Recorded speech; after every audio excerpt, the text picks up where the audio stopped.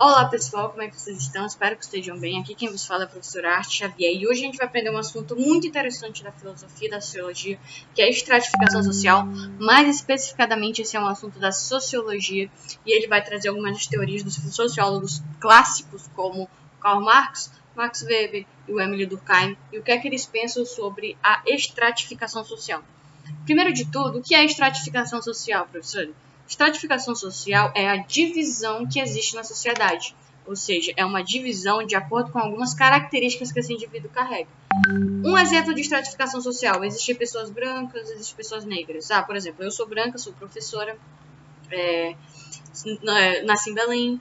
Isso eu estou me dividindo na sociedade. Eu já sou paraense, já sou brasileira, já sou de origem branca, já entendeu? Então a estratificação ela é uma divisão que tem na sociedade, entendeu? Entre as pessoas que vivem na mesma sociedade. De acordo com esses sociólogos, o que vai influenciar na estratificação social, onde o meio que a gente vive, vai ser o trabalho e o mundo capitalista, que é o mundo que vivemos. Que mundo capitalista é esse? É o mundo das relações de trabalho, em que você vende a sua força de trabalho para o burguês enricar. É um mundo em que existe estratificação, ou seja, divisão e classes sociais a partir do que tu tem e o que não tem. É um mundo de que é mais importante é o que tu tem do que o que tu é. Se tu não tiver nada, tu não é ninguém, porque é o mundo do ter, é o mundo da propriedade privada, é o mundo do lucro. Esse é o mundo capitalista. Prosseguindo. Durante a história houveram outros tipos de estratificação social e econômica, e uma dessas estratificações é no feudalismo, na Idade Média, que era o trabalho servil, ou seja, o servo que estava preso à terra, e esse servo ele tinha que trabalhar dentro dessa terra para que ele se sustentasse. E a partir do produto que ele produzia, ele dava metade para o seu senhor feudal e ficava com uma parcela ínfima e mínima. Então, o trabalho servil é um tipo de estratificação. O servo ele está numa camada abaixo do senhor feudal. Já no sistema capitalista existe o trabalho livre, mas é o trabalho que te dá um salário mínimo. Então, os indivíduos eles estão livres para vender sua força de trabalho. Todo mundo aqui, eu, professora Arte, eu estou vendendo agora minha força de trabalho para a escola, porque é o mundo capitalista. O conhecimento é uma forma. Se eu tenho conhecimento, eu posso vendê-lo. Se eu tenho um objeto, eu posso vendê-lo. Então, o conhecimento, tudo, o objeto, material, coisas materiais, coisas imateriais, elas podem ser vendidas. O teu trabalho, a tua força de trabalho, ela é vendida no mundo capitalista. Agora aqui, o nosso filósofo sociólogo Karl Marx, ele vai falar sobre as antigas classes. Como é que funcionava? Nas antigas classes existiam duas estratificações, os nobres e os servos, né? No feudalismo, ali no sistema feudal, baseado na propriedade da terra. Essas classes deram origem a novos grupos sociais, ou seja, elas foram deixando de lado e foi surgindo a burguesia e o proletário. A burguesia, que é a dona das indústrias, a dona dos meios de produção, e o proletário, que não tem nada, só sua força de trabalho e vende ela por um salário mínimo. Essa é a estratificação social mais comum no mundo que nós temos capitalista.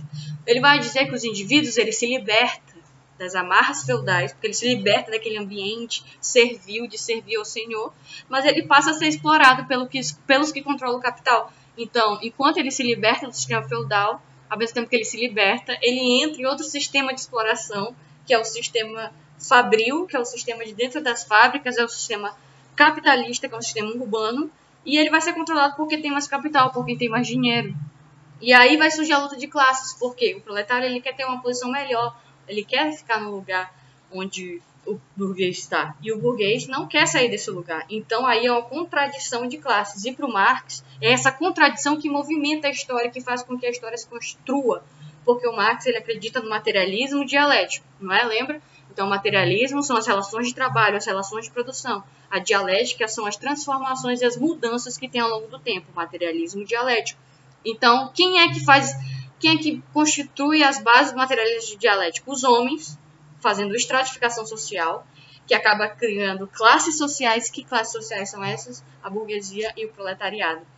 E aí ele vai dizer que a burguesia ela vai se aproveitar do trabalho do proletário, dentro do conceito que ele vai chamar de mais-valia, que é quando o lucro de tudo que o proletário produz vai somente para a burguesia. Então, o trabalho é totalmente do proletário, mas o proletário não fica com lucro. Quem fica com lucro do trabalho é o burguês. Isso é mais-valia.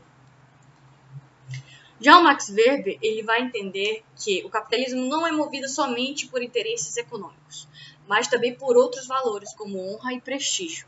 Ele vai dizer que os trabalhadores eles não se reconheceriam como membros de uma mesma classe, pois eles não partilhavam necessariamente os mesmos valores. Então, mesmo que você esteja na classe social onde você está, não necessariamente o Max Weber considera que você esteja nessa classe, porque você não se reconhece dentro dela. Então, eles não estão nessa classe, eles estão em situação de classe. Então, dependendo da situação do mercado, os indivíduos poderiam ser compradores ou vendedores da força de trabalho. Ou seja, as classes não eram rígidas. Ele vai entender que é muito fluido, né? Pode ser que você venda sua força de trabalho no mundo capitalista, pode ser que você compre a força de trabalho de alguém. Então, você não tem uma classe ali fixa, é flexível, de acordo com Max Weber.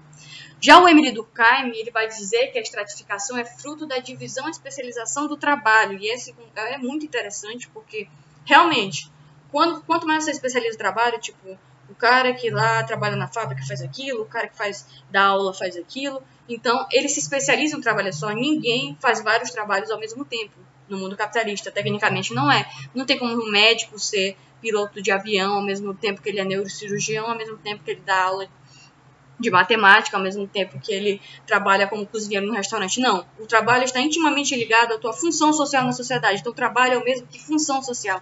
Então, os indivíduos, eles escolheriam um papel social que querem seguir. E de acordo com essa vocação, ou seja, eu quero ser professor, é a minha vocação, então essa é a minha classe social, porque é um desejo profissional meu. Então, ele vai dizer que as normas e regras deveriam ser estabelecidas para manter a ordem entre patrões e empregados e evitar a luta de classes. Então, as regras elas servem para que essa luta de classe ela não aconteça, para que cada um se sinta confortável na classe que está. E aí ele vem com o conceito de solidariedade orgânica, que é o que? A união entre os indivíduos, que é garantida pela divisão do trabalho, que faria um indivíduo dependente do outro. Porque a divisão do trabalho faz com que eu seja dependente do outro. Eu sou dependente do cara do ônibus, porque eu pego o ônibus para ir para a escola trabalhar. Então, o cara do ônibus não entende de dar aula, mas se ele não existir, dificulta o meu processo de chegar até a escola. Então, cada trabalho é dependente um do outro. Se eu quero me alimentar, tomar café da manhã, eu preciso que o padeiro faça o pão. Então, ele vai entender que a solidariedade orgânica da sociedade capitalista ela é necessária. Fatores e mudanças da reprodução social, esse é o próximo tema.